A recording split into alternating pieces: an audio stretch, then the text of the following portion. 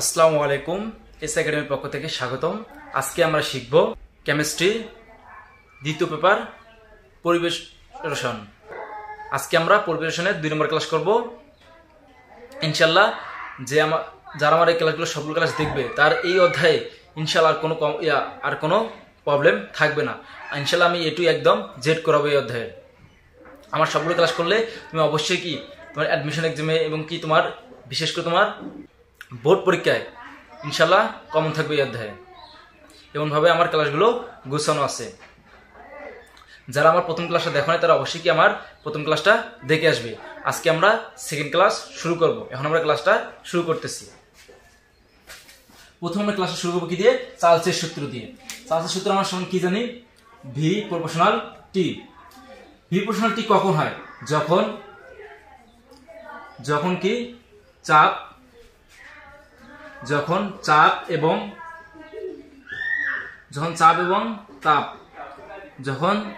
এবং কি মোল সংখ্যা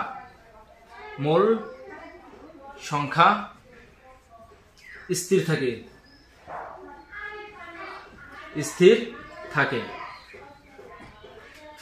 যখন চাপ এবং মোল সংখ্যা স্থির থাকে তখন কি হয়? ভি প্রপোর্শনাল টি।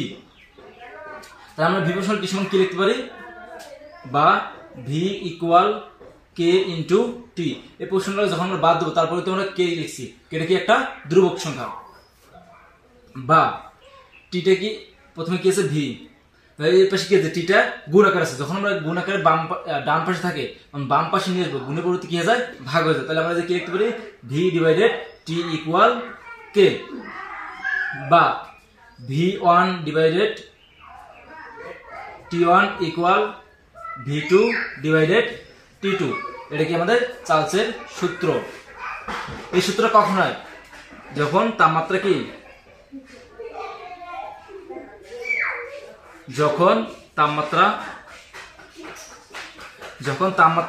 কেলভিন স্কেলে থাকে। যখন তাপমাত্রা কি থাকে? কেলভিন স্কেলে।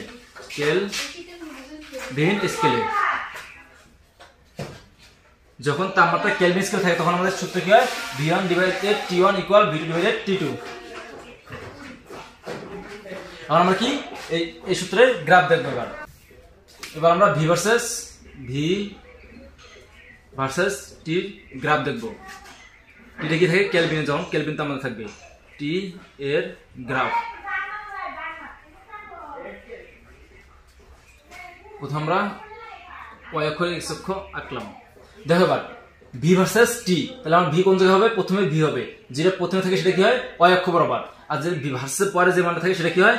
x অক্ষ বরাবর। তাহলে টি, টিটা কি? কেলভিন স্কেলে।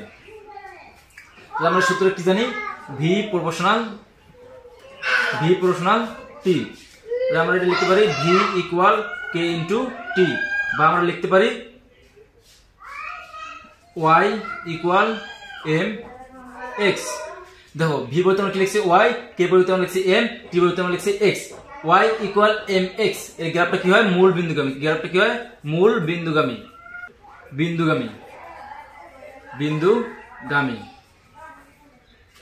আমার গ্রাফটা দেখি কিভাবে হয় মূল বিন্দুগামী।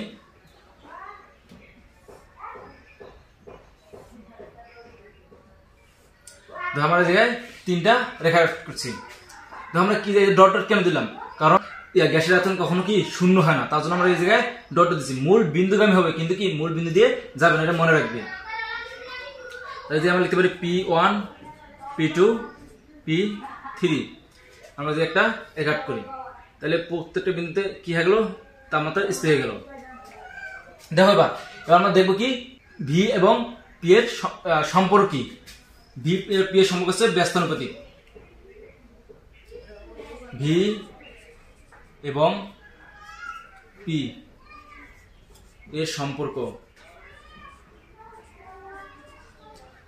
কি?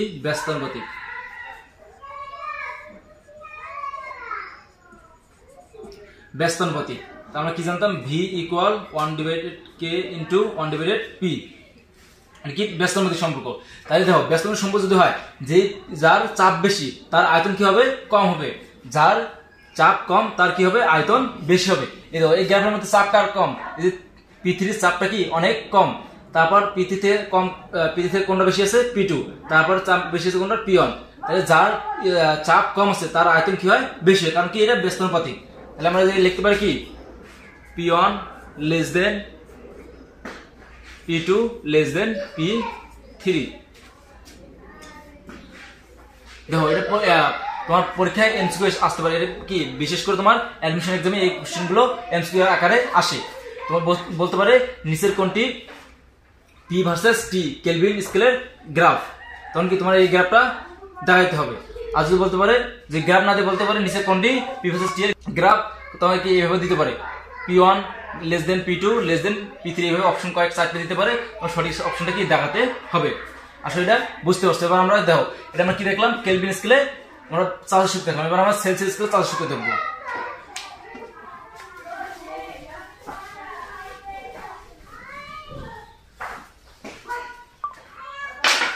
তাহলে চার্জের সূত্র সেলসিয়াস কি হয় VT equal V not plus VT divided 273 into T।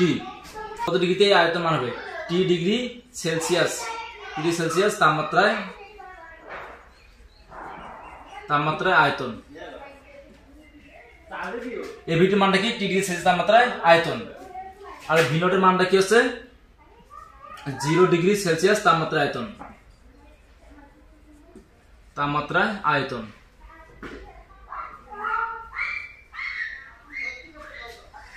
V degree T degree Celsius তাপমাত্রায় আয়তন, আর ভি নট হচ্ছে কি 0 ডিগ্রি সেলসিয়াস তাপমাত্রায় আয়তন।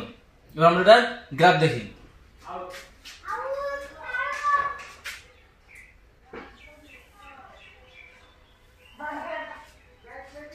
গ্রাফটা কি হতে পারে, প্রশ্নটা হতে পারে ভি ভার্সেস টি, থাকবে কি সেলসিয়াস স্কেল এর গ্রাফ।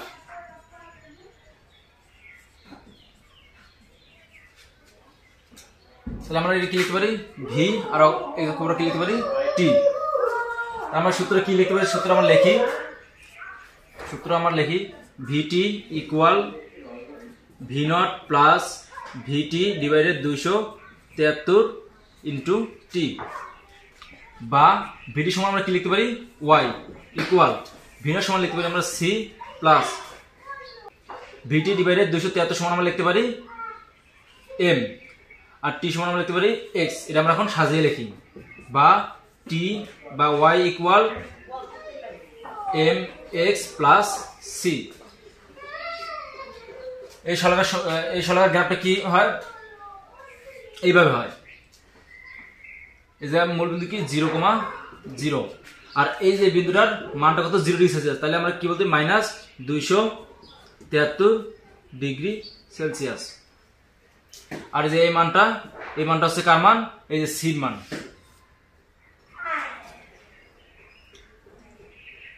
আর এই যে ঢালের মানটা কত, এই যে ঢাল এম ইকুয়াল কত ছিল আমাদের ভি টি ডিভাইডেড 273। আশা করি সবাই গ্রাফটা বুঝতে পারছো। এখন আমরা পরের প্রশ্নে যাই। দেখো আমরা এবার এই প্রশ্নটা দেখবো। এই প্রশ্ন কিন্তু আমাদের অ্যাডমিশনের জন্য অনেক গুরুত্বপূর্ণ। দেখা যায় যে একটা চিত্র দেওয়া আছে, এটা হচ্ছে এ বিন্দু, এটা হচ্ছে এ প্রাইম বিন্দু। বলছে কি এ প্রাইম বিন্দুর আয়তন নির্ণয় করো, মানে এ প্রাইম বিন্দুর আয়তন কি যে ভির মান নির্ণয় করতে বলছে। তাহলে আমরা যে কি আছে এ বিন্দুর মান কি জানি আমরা, দেখো এটা কি মূল বিন্দু থেকে শুরু করে কি 100 মিটার। তাহলে যে কি বলতে পারি আমরা মূল বিন্দু, তাহলে কি এক্স এর মান কত 0 আর ওয়াই মান কত 100। তাহলে আমরা এখন লিখতে পারি ঢাল, আমরা এখন লিখতে পারি ঢাল m equal y2 minus y1 divided x2 minus x1, বা ঢালের সূত্র একটা আমরা কি জানি, ঢাল সমান আমরা কি লিখতে পারি tan theta equal y2 minus y1 divided x2 minus x1। দেখো এবার এটা আমরা প্রথম বিন্দু ধরে, এটা দ্বিতীয় বিন্দু, তাহলে এটা কি x1 এর মান আর এটা কি y1 এর মান, এটা x2 এর মান, এটা হচ্ছে y2 এর মান। তাহলে আমরা যে মান বসে tan থিটার মান কত 30 ডিগ্রি, আমরা কি বসাবো tan 30 ডিগ্রি ইকুয়াল y2 এর মান কত v, মাইনাস ওয়াই এর মান কত হচ্ছে 100 ডিভাইডেড আমরা এক্স এর মান কত জানি 273 আমরা 273 বসাবো 273 মাইনাস 0 বা 10 এর মান কত 1 ডিভাইডেড রুট 3 ইকুয়াল উপর হচ্ছে কি v মাইনাস 100 নিচে হচ্ছে 273 1 ডিভাইডেড রুট 3 মান হচ্ছে 0.6514 দেখো এই মানটা কি 273 পাশে কিছু ভাগ হয়ে যায় আমরা যদি বাম পাশে নিয়ে তাহলে কি যায় এটা গুণ হয়ে যায় 273 equal v minus 100 v minus 100 বা এটা গুণ করলে 1 এটা গুণ করলে হয় 177.8322 ইকুয়াল v মাইনাস 100 বা দেখো v সাথে 100 টা কি আছে মাইনাস তাহলে এই পাশে গেলে প্লাস হয়ে যায় তাহলে আমরা এই যে লিখতে পারি v ইকুয়াল 177.8322 প্লাস 100 দেখো v এর সাথে এই 100 টা কি ছিল মাইনাস আকারে তাহলে এই পাশে অন্য পাশে চলে গেলে কি হয়ে যায় প্লাস হয়ে যায় তাহলে আমরা যে প্লাস লিখছি বা তাহলে 100 আর এর যোগ করলে কত হয় 277.8322 তাহলে এটা কি মিলিমিটার তাহলে এ প্রাইম বিন্দুতে আমাদের আয়তন কত 277.8322 মিলিমিটার তাহলে আমাদের आंसर দাঁড়ালো কি এই বিন্দুতে অতএব এ প্রাইম বিন্দুতে আয়তন অতএব আমরা কি এ প্রাইম বিন্দুতে সুতরাং এ প্রাইম বিন্দুতে আমাদের আয়তন কত আয়তন v ইকুয়াল হচ্ছে 277.8322 মিলিলিটার এটা কি আমাদের आंसर আসলে সবাই বুঝতে পারছো কোথাও না বুঝলে কি কমেন্ট করবে আমি आंसर দেওয়ার চেষ্টা করব চার্লসের সূত্র এবং বয়েলের সূত্রে সম্মিলিত সূত্র বানাবো চার্লসের সূত্র কি দেখলাম আমরা v প্রপোর্শনাল t আর বয়েলের সূত্র আমরা কি জানি v প্রপোর্শনাল 1 ডিভাইডেড p দুই সূত্র সমন্বিত করলে কি হয় v proportional t divided p বা v equal k into 1 k into t divided p বা আমরা লিখতে পারি vp ইকুয়াল k t বা আমরা লিখতে পারি vp divided t equal k এটা থেকে আমরা বলতে পারি v1 p1 divided t1 equal v2 into p2 divided t2 এটা আমাদের কি চার্লস এবং বয়েলের সূত্রের সম্মিলিত সূত্র চার্লস এবং বয়েলের সম্মিলিত সূত্র মিলিত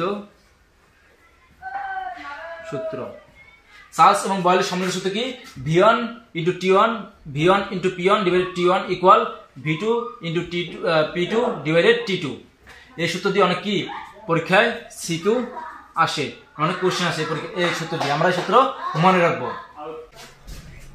আজকের ক্লাসটা আমাদের এই পর্যন্তই যারা আমার ক্লাস দেখবে অবশ্যই তারা আমার কি ইউটিউব চ্যানেলে সাবস্ক্রাইব করে পাশে থাকবে এবং যারা ফেসবুক পেজ থেকে দেখবে তারা অবশ্যই আমার ফেসবুক পেজে ফলো দিয়ে পাশে দিয়ে আমার ক্লাসে কেউ না বোঝো তাহলে অবশ্যই কি আমাকে কমেন্ট করে জানাবে আর কোথাও প্রবলেম থাকলে আমার কমেন্ট করে জানাবে আমি উত্তর দেওয়ার চেষ্টা করব সবাইকে অনেক ধন্যবাদ